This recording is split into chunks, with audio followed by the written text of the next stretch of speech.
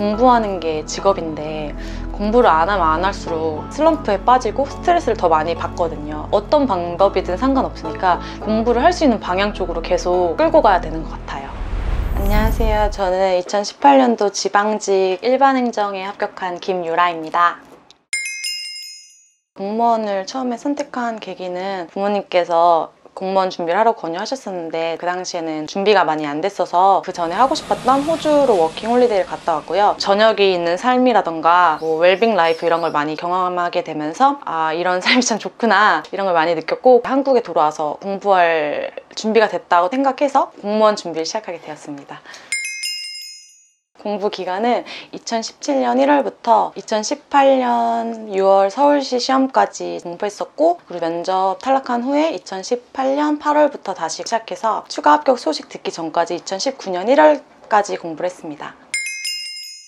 공무원 기출문제집보다는 당연히 점점 공무원 시험은 어려워지고 있고요. 동형 모의고사 같은 게 실제 시험보다는 많이 어려워요. 그래서 저도 이제 시험 바로 직전에 봤던 모의고사 같은 것도 60점대 나올 때도 많았고 70점대 그럴 때가 되게 많았어요. 사실 동형이라는 게 시험 난이도랑은 좀 많이 다르다고 생각하거든요. 국어는 다른 것보다는 일단 처음에 시작하셔야 되는 건 문법. 네, 문법이 가장 중요하다고 생각해요. 초반 2달에는 다른 것보다 문법을 많이 잡으려고 했었고요. 강의를 충실하게 따라가는 것밖에 뭐 제가 따로 공부를 할 수 없으니까 거기서 선생님이 해주시는 거는 그대로 다 따라야 되는 거고, 한자는 사실 제가 완전 모르진 않았거든요. 그렇다고 뭐 엄청 잘하진 않았지만 공부하면서 계속 인강을 좀 많이 들었던 것 같아요. 어떤 거를 하든 간에 그게 좀 더 접근하기 쉽고 복습하는 위주로 공부를 하면 되니까 어느 정도 한자가 많이 익숙해졌다 싶으면은, 만약에 사자성어가 있으면 가나다 순 이렇게 순서대로 읽지 않고, 만약에 가렴 죽으면 구, 주, 렴, 가 이렇게 뒤에서부터 낮자를 공부할 수 있게 뭐 이런 식으로 공부한다던가. 그리고 요즘에 어플 이런 게 잘 돼 있어서 왔다 갔다 하면서 어플도 봐도 되거든요. 그래서 그런 어플도 많이 활용했고요. 문학은 사실 막 제가 시간을 엄청 많이 들여서 공부한 건 아니고 그 올인원 강의 충실히 들었고, 똑같이 기출 강의도 충실히 들었고, 문제를 반복했던 거 외에는 그렇게 이제 점점 비문학이 갈수록 어려워지고 있거든요. 국어 같은 경우에는. 그래서 제가 면탈하고 나서 비문학 실강을 또 들었었어요. 그리고 나서 이제 어휘 같은 경우에는 초반에는 되게 많은 부분이잖아요. 속담도 있고 뭐 고유어도 있고 많은 부분이니까 카페에 보면은 이제 스터디 같은 그런 진도표가 많이 올라오거든요. 그런 거를 혼자서 얘네가 요만큼 하는구나, 그럼 나도 그거랑 똑같이 진도표에 맞춰서 계속 반복하고, 마지막쯤에는 어플로 사실 많이 봤었어요. 일단 공부를 하다 보니까 한국사는 좀 공부하는 거에 비해 점수가 잘 나오는 편인 것 같았어요. 처음에 한국사를 공부할 때는 종합반 수업을 들으면서 인강으로 올인원 수업을 들었고 기출까지 선생님 커리를 따랐었거든요. 기출이 끝나고는 혼자서 기출문제집을 풀면서 유명하신 한국사 선생님 필기노트 강의를 듣게 됐어요. 전체적인 틀은 기출 정도 하면 어느 정도 잡히는데 좀 지엽적인 문화사 같은 부분이라던가 이런 거는 공부해도 많이 안 외워지더라고요. 한 선생님 말고 다양한 선생님마다 문화사 특강 같은 게 많이 있거든요. 통학 시간이나 이럴 때, 아니면 점심시간, 저녁시간 이럴 때 계속 들으면서 익숙해지려고 많이 했었고, 어느 정도 익숙해진 다음에는 백지에다가 문화사 파트를 필기노트를 쓴다고 생각하고 써보고, 쓴 거랑 필기노트랑 비교해보고 이런 식으로 제대로 외웠나 그렇게 확인을 했었어요. 제가 가장 힘들었던 과목은 영어.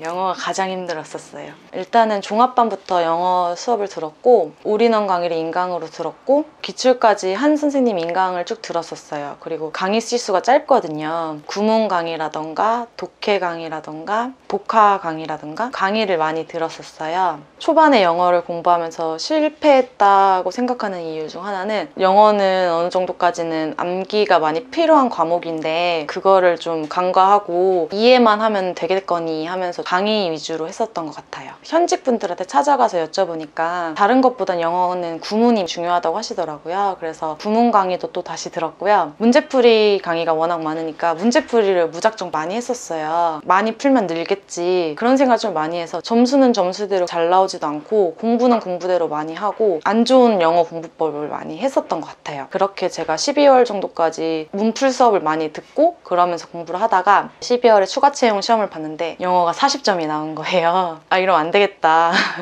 싶어가지고 학부 선생님께 찾아가서 어떻게 하면 좋겠냐 물어보니까 선생님이 기본 강의를 다시 들으라고 하시더라고요. 올인원 강의를 1월에 국가직 100일도 안 남았는데 그래서 어떻게 그냥 들었죠. 영어 단어를 훨씬 더 많이 외웠던 것 같아요. 그 전에도 단어를 많이 외웠으면 오히려 이제 시험 얼마 안 남겼을 때 단어를 앉아서 1시간 이상씩 외우고 하고 왔다 갔다 하면서도 단어를 집중적으로 진짜 많이 외웠던 것 같아요. 행정법이랑 사회를 선택했습니다.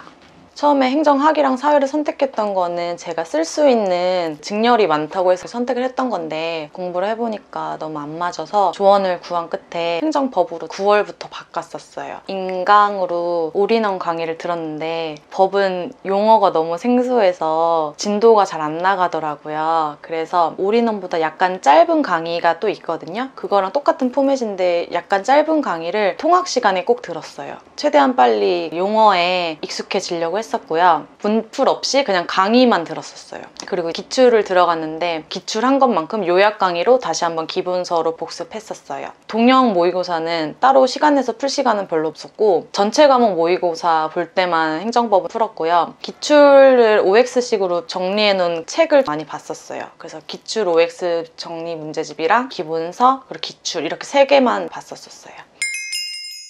국가직 시험 보기 전에 어떤 식으로 문제를 풀어야지 이제 저한테 좋을까 그런 걸 많이 연습을 했는데요. 제가 영어를 워낙 못하고 영어에 약간 컴플렉스 같은 게 있으니까 시험 보는 순서를 영어를 맨 마지막으로 했었거든요. 왜냐면 다른 과목을 빨리 풀고 영어를 풀어야겠다라고 생각하고 영어를 맨 마지막에 푸니까 시간이 안 나는 거예요. 영어 풀 시간이 없었어요. 또 영어를 못 봤어요. 그래서 아, 이렇게 하면 안 되겠다. 일단 공통 과목부터 다 풀고 나서 선택 과목을 풀어야지 점수를 좀 그래도 잡겠구나라고 생각을 해서 지방직 때는 영어부터 풀었거든요. 영어, 국어, 한국사, 법, 사회 이렇게 5과목을 풀었었어요. 영어는 점수가 잘 맞았는데 또 이번엔 사회를 풀 시간이 없더라고요. 그래도 공통 과목에서 어느 정도 잡고 가니까 사회에서 실수를 많이 했던 거는 좀 만회가 됐었던 것 같아요. 예상 컷으로는 영어를 30분, 국어 같은 경우에 15분 안 넘고 한국사는 10분을 안 넘고 행정법도 10분 컷이고 사회도 15분 컷으로 이렇게 생각을 해놨는데 막상 그 시험장 가니까 안 풀리는 문제들이 있잖아요. 영어를 다 풀었을 때 30분이 넘어가길래 일단 타 과목부터 풀었었어요. 선택 과목은 제대로 못 풀었지만 공통 과목까지는 다 끝내놓고 다시 돌아와야겠다 생각을 해서 일단 30분 넘었을 때 바로 타 과목을 넘어가서 풀고 다시 돌아왔었어요.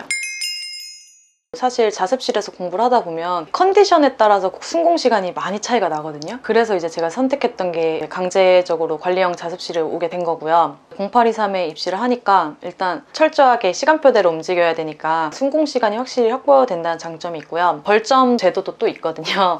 관 바로 앞에 붙여놓으세요. 그래서 일주일마다 제 벌점이라던가 이런 걸 확인을 할 수가 있어요. 다른 사람들이랑 비교도 할 수 있고 자극도 됐던 것 같고 제가 어느 정도 공부했는지 공부 시간표도 체크해서 같이 붙여놓으시거든요. 그런 걸 보면서 아, 내가 이번 주에도 딴 애들보다 공부를 많이 했구나 뭐 이런 자극도 또 받고 또 나보다 많이 한 사람도 있네? 이런 시너지 같은 걸 많이 받았던 것 같아요. 0823에는 모래시계가 있더라고요. 그래서 제가 졸리면은 하루에 2번까지만 쓸 수 있어요. 그래서 모래시계를 뒤집어 놓고 수면 버튼을 누르면은 15분 정도 있다가 직원분들께서 깨워주러 이렇게 오세요. 그리고 만약에 제가 실수로 존다 이러면은 계속 깨워주시고 그런 것도 공부할 때 많이 도움이 됐었어요. 아침 1교시마다 영어 단어 테스트를 보거든요. 내가 채점하고 내가 모르는 단어도 체크할 수 있고 그런 것도 되게 좋았어요. 그리고 이제 수요일마다 4주에 한 번 영어 모의고사 하고 또 4주에 한 번 국영한 이렇게 공통 과목 모의고사도 수요일마다 있거든요.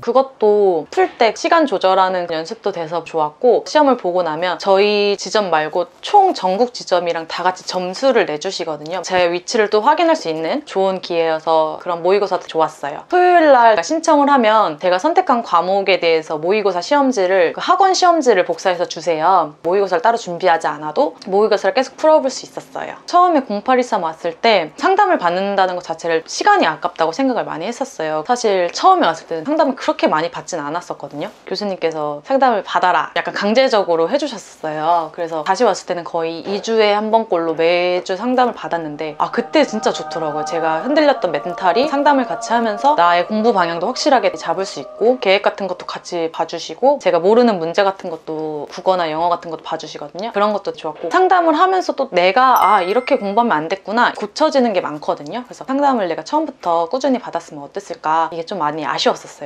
어쨌든 혼자 공부하고 있지 않다는 느낌을 많이 받아요. 공부의 메카라 그래야 되나? 그런 중심의 노량진이고 또 여기서 관리형 자습실까지 오는 사람들은 사실 열심히 하거든요. 이렇게 가장 열심히 하는 사람들 사이에서 공부할 때 더 자극이 많이 됐던 것 같아요. 저는 면접까지 시간이 거의 2주? 되게 짧게 남아있었어서 면접 스터디를 2개를 했었어요. 그래서 제가 실강 듣는 선생님이 짜주시는 스터디 하나랑 카페에서 모집하는 스터디 이렇게 총 2개를 시간이 짧았기 때문에 매일매일 돌아가면서 스터디하고 강의 듣고 이렇게 진행했었어요. 면접 같은 경우에는 이제 지역이나 아니면 면접관에 따라서 질문이 많이 어렵기도 하고 쉽기도 하다고 하더라고요. 근데 저의 경우에는 좀 다행히도 쉬운 질문을 많이 받았는데 그 중에서 좀 난해했던 질문은 다른 사람들 봉사활동 안 하는 사람들은 어떻게 같이 봉사활동을 하게 할 거냐, 그리고 제가 무슨 대답을 했을 때 그 대답에 계속 꼬리를 물어서 계속 질문을 또 하세요. 면접 강의는 사실 면접을 다 보고 나서 하는 말이니까 많이 도움이 된 것 같진 않은데 면접 강의를 안 들었었으면 더 불안했을 것 같아요. 그리고 면접 스터디는 꼭 하는 게 좋은 것 같아요. 왜냐면 스터디에서 했던 말을 여기서 하든 안 하든 간에 내가 많이 준비하면 준비한 만큼 덜 떠는 것 같아요. 그래서 최대한 준비할 수 있는 만큼 하시는 게 좋은 것 같아요. 수험은 참는 게 제일 중요하다고 생각하거든요. 먹는 것도 참아야 되고 졸린 것도 참아야 되고 친구들 보고 싶은 것도 참아야 돼요. 그거를 얼마나 잘 해내느냐가 가장 중요하다고 생각합니다.